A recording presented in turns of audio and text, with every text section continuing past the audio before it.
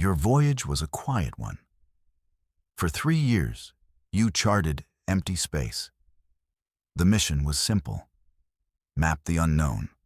The crew of the Silverwind had fallen into a rhythm. A comfortable deep space routine. The ship's nutrient paste was almost tasting good. That is how you knew the void had gotten to you. You watched the star charts on your console. Green lights blinked across a sea of black. Everything was exactly as it should be. Until it wasn't. An alarm, soft at first, then insistent. One of the green lights on your screen flickered. Then it turned red, then black. A star, a main sequence star designated G749, was gone. Not dimmed, not supernova. Simply gone. It vanished from all sensors at once. An event that star science said was impossible. An object with the mass of a sun cannot just disappear. It leaves a trace. A black hole, a nebula, something. This left nothing. The bridge was silent for a full minute. Captain Rostova stood motionless, her gaze fixed on the main view screen. The spot where a sun once burned was now just empty blackness.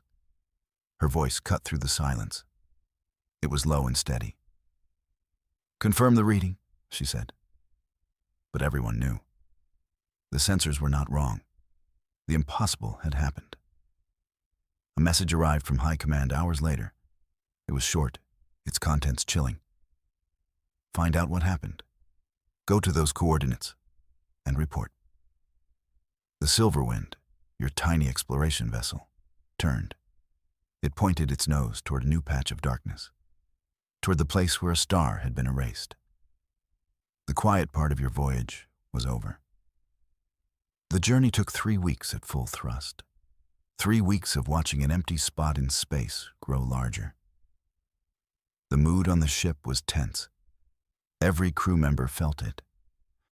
You were approaching a place that broke the rules of the universe. When you finally arrived, the silence was the first thing you noticed, not the normal quiet of the void. This was a deeper silence, an absolute absence of energy. Your sensors, which should have been screaming with residual radiation, were flat. Before you was a perfect sphere of nothing. It hung in space like a drop of ink in water, a hole in reality. Its edges were impossibly sharp. Where the star G749 should have been, there was only this perfect black bubble. Your mind struggled to grasp the scale of it. It was a void large enough to have swallowed a sun and its entire system. The ship's long-range scanners could not penetrate it.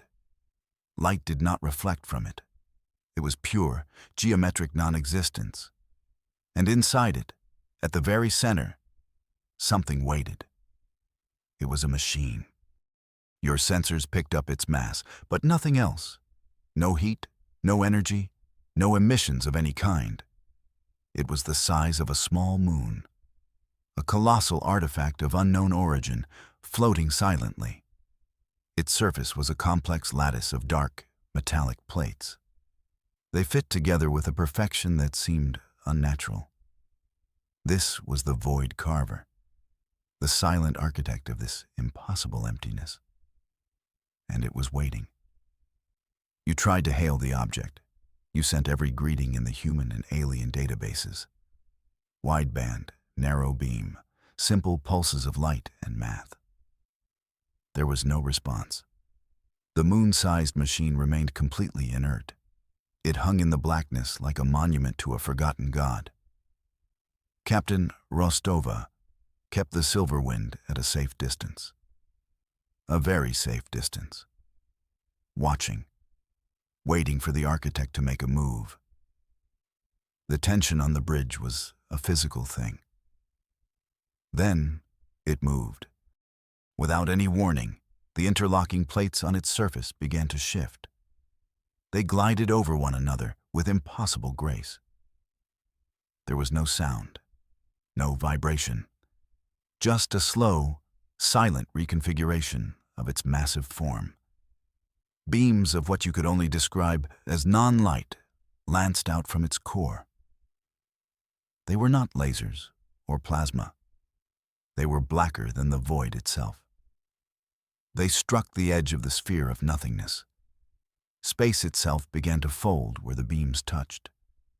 The fabric of the universe rippled. It was not an act of destruction. It was an act of creation, or perhaps uncreation. The sphere of emptiness began to expand. The machine was carving more of reality away, reshaping the void to its own design. It was the most beautiful thing you had ever witnessed. It was also the most fundamentally terrifying sight of your life. Humanity built things with steel and fire. This machine built with the laws of physics themselves. Your console chirped. It was a tiny sound in the profound silence of the bridge. A signal, so faint it was almost lost in the background hiss of the cosmos. Your heart hammered in your chest. You amplified it, filtering out the noise. It was not from the machine. It was coming from deeper inside the sphere of nothingness, a place where nothing should exist. The signal was weak, damaged, and it was looping. It was a repeating message, a ghost in the machine's perfect void. You traced its origin point. The computer worked for 10 agonizing minutes. The result it returned made no sense. The signal was broadcast millions of years ago. It was a remnant, an echo trapped in the distorted space. A final message from a civilization that must have faced this same architect. A people who were now long dead, utterly erased from existence. Their star and their world swallowed by this expanding sphere. The signal was their last testament, a warning sent out into the darkness, a message in a bottle thrown into a cosmic ocean. And the Silverwind, by sheer chance, had found it. Captain Rostova ordered all science teams to focus on it. "I want to know what it says," she commanded. Her voice was grim. "I want to know what they said before they died." Your quiet mission of exploration had become an archaeological dig at the end of a world. The work to decode the message was frantic. Every linguist, every cryptographer, every data analyst on the Silverwind was on it. You were part of the core team. You stared at the waveform on your screen. It was unlike any language you had ever encountered. There were no words, no syntax, no grammar that your computers could recognize. It was something else entirely. Something far more fundamental. It was a symphony of prime numbers. A melody woven into the basic constants of the universe. The repeating loop was a sequence of tones. But the tones were mathematical proofs. The rhythm was based on atomic decay rates. It was the language of creation itself. A message written not in letters, but in the very rules of reality. It was brilliant. It was genius. And you had no idea what it meant. The pressure was immense. Outside your ship, the silent architect continued its work. The sphere of nothingness grew larger with every passing hour. It was a clock, counting down to some unknown event. The crew worked in shifts, fueled by stimulants and fear. You barely slept. You dreamed of numbers, of singing equations you could not solve. The dead civilization was speaking to you, shouting a warning across 1,000,000 years, and you couldn't understand them. Then, a junior science officer made a breakthrough. She noticed the melody mirrored the light spectrum of a specific type of quasar. It was a key, a way to unlock the structure. When you applied her filter, the chaos of numbers resolved. It formed a complex, layered message, a message of profound despair and of a very specific, technical warning. It was about the machine's operational frequency and something else, a second one. Just as the translation became clear, the proximity alarms screamed. A new rift in space tore open near the first machine. The fabric of the void buckled and warped. Out of the swirling distortion, a second machine emerged. It was a perfect duplicate of the first. Another silent, moon-sized architect. It took its position on the opposite side of the void sphere. The Silverwind was now caught directly between them. The two giants began to work in perfect synchronization. Their beams of non-light crossed and weaved. They were working together, accelerating their project. The sphere of nothingness began to expand faster, much faster. The ship's structural integrity alarms began to flash red. You were trapped in a gravitational tide. The pull from the two massive objects threatened to tear the Silverwind apart plate by plate. The ship groaned around you, a deep, metallic stress that went right to your bones. Emergency lights flickered on, casting the bridge in a hellish red glow. Evasive maneuvers. "Captain," Rostova yelled. But there was nowhere to go. To move closer to one machine was to be crushed by its gravity. To stay in the middle was to be torn in two. You were ants caught between two grinding millstones. This was not a battle you could win with weapons. Your torpedoes would be like pebbles thrown at a mountain. Your lasers would be swallowed by the perfect darkness of their hulls. The enemy was not a warship. It was a force of nature. A mobile, intelligent violation of physics. You watched the view screen as the two architects calmly continued their great work, oblivious to your tiny, desperate struggle. Or perhaps they were simply indifferent. Captain Rostova stood before the main view screen. She watched the two silent gods at their work. Her face was a mask of calm concentration. The ship shuddered again, more violently this time. An engineering officer shouted that the outer hull was beginning to buckle. The end felt very close, but the captain did not seem to hear him. Her eyes were locked on the silent, perfect motion of the machines. Then she spoke. Her voice was quiet, but it cut through the rising panic. "They are perfect," she said. "Perfect logic, perfect efficiency. They act without error, without deviation." She turned to face you and the bridge crew. "Therein lies their weakness. They are predictable." A wild idea began to form in your mind, an idea so insane it might just work. "We cannot fight their physics," she continued, "so we will fight their philosophy." She pointed at your communications console. "Their minds are built on order, on the mathematical perfection of the universe." Her voice grew stronger, filled with a sudden, fierce hope. "Our greatest weapon is not our technology. It is our chaos, our unpredictability, our beautiful, glorious noise." Her command was the strangest you had ever heard, an order that would be legendary in the history of space travel. "I want you to compose a signal," she said, her eyes burning with intensity. "Gather every piece of illogical, contradictory, and chaotic data we have. Art, music, history, fiction, the most human noise you can find." She smiled, a thin, dangerous line. "Prepare to broadcast chaos. Let's see how their perfect logic handles that."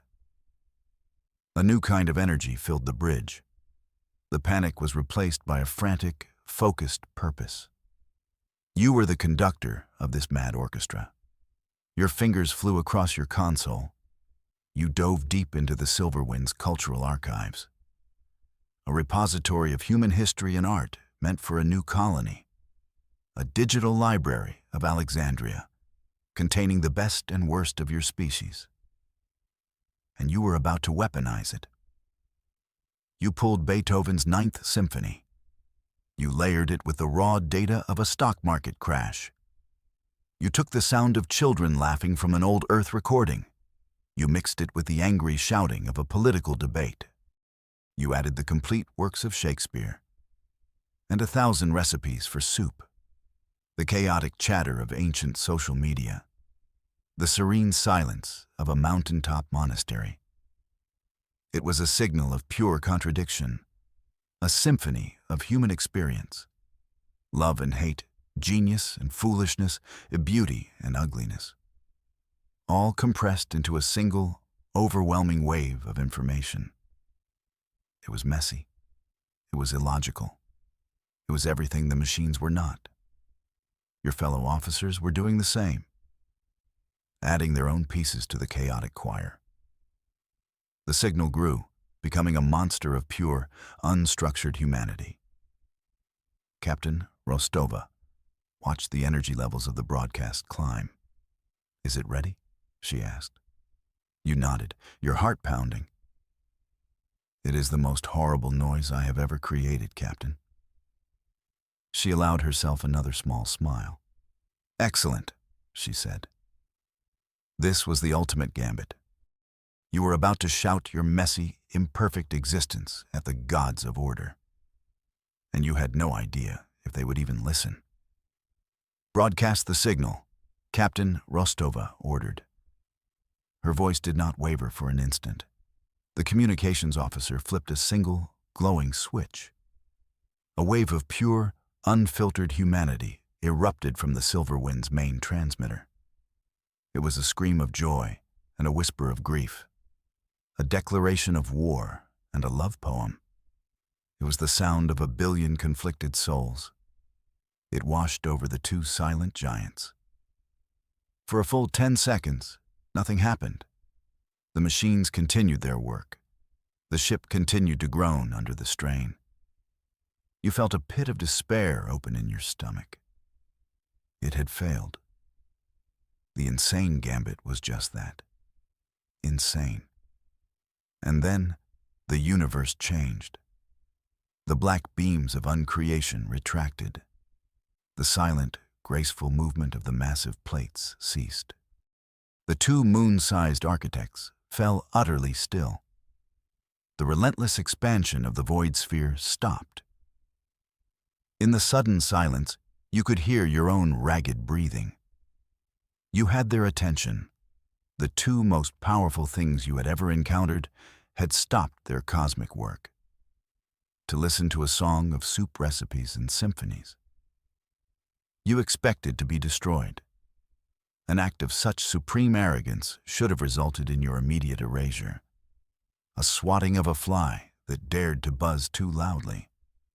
But the wave of annihilation never came. The architects remained still, silent, focused. You felt a new sensation from them, a feeling that tickled the edge of your perceptions. It was not a physical probe. It was a mental one, an immense, powerful curiosity. The two intelligences, ancient and vast, turned their combined focus upon your ship. They were no longer reshaping space. They were analyzing you, dissecting the chaotic signal you were broadcasting.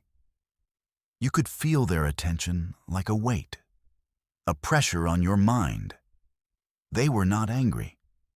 They were not threatened.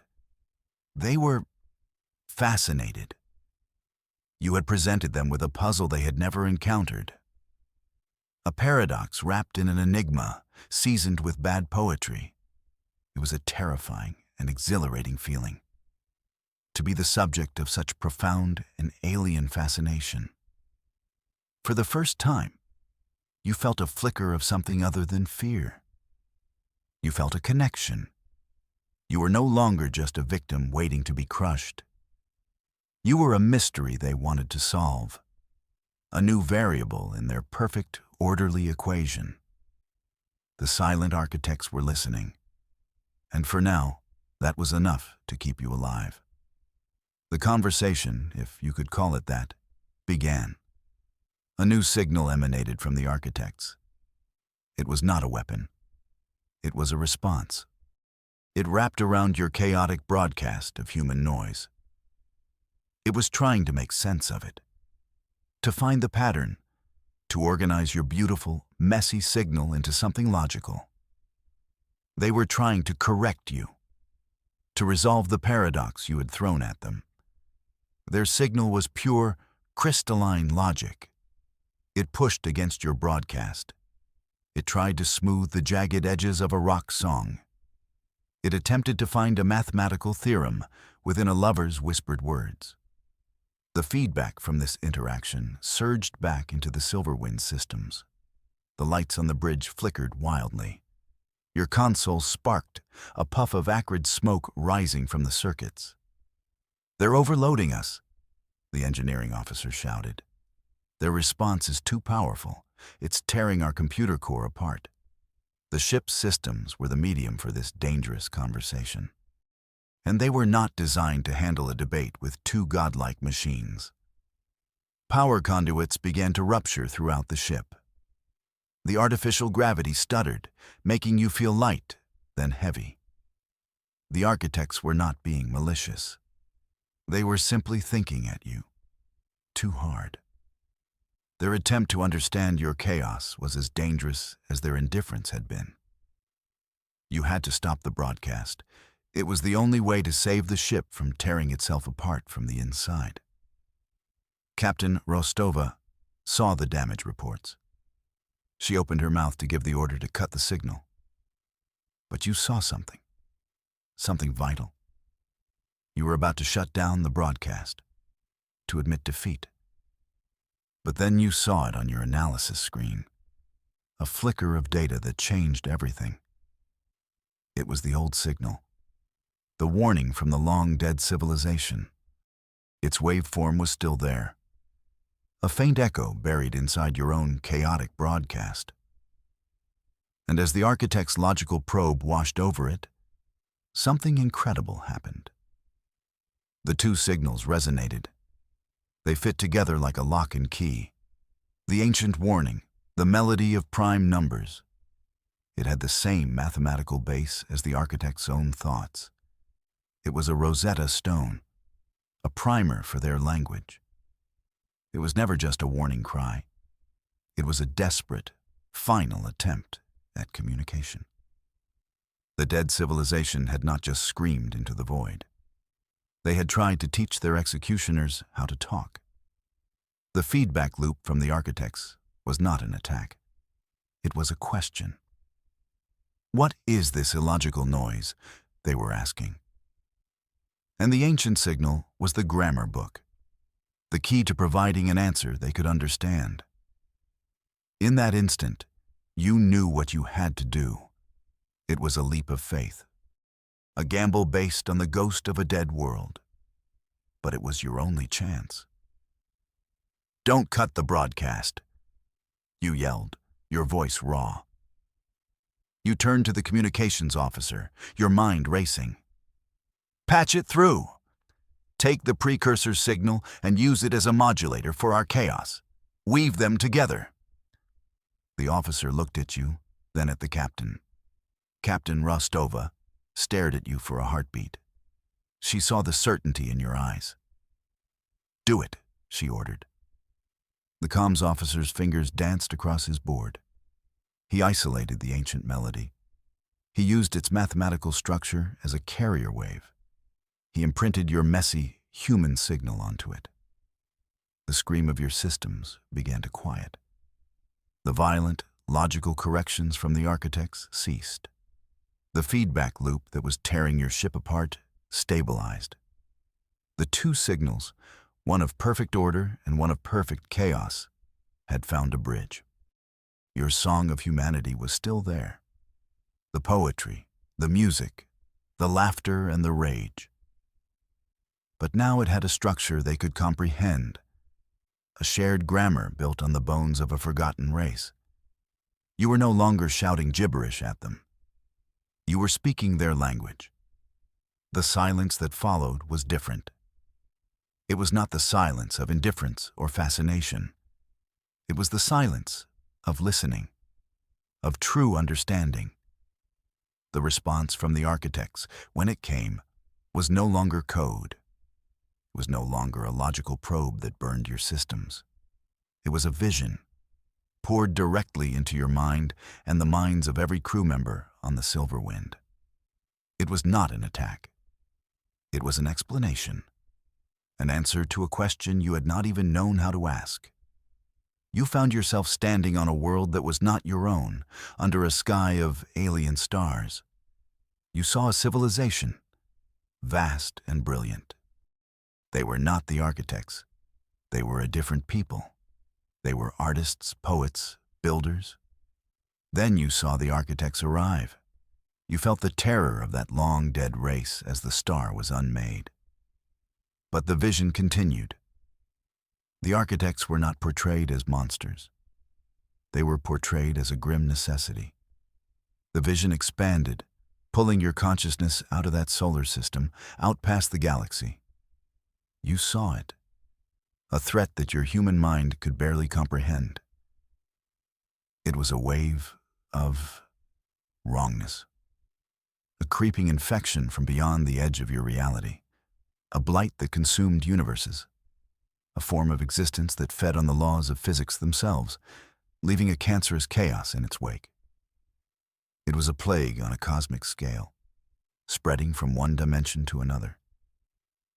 And the architects were the immune system. They were not building tombs for stars.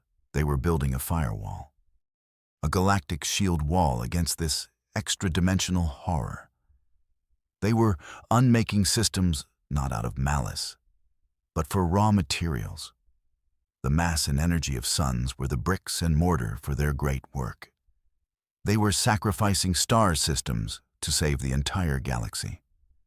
They were creators, not destroyers. And the price of their creation was staggering. The vision faded.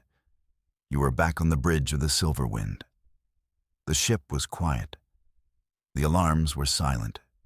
You were breathless, the sheer scale of the revelation pressing down on you.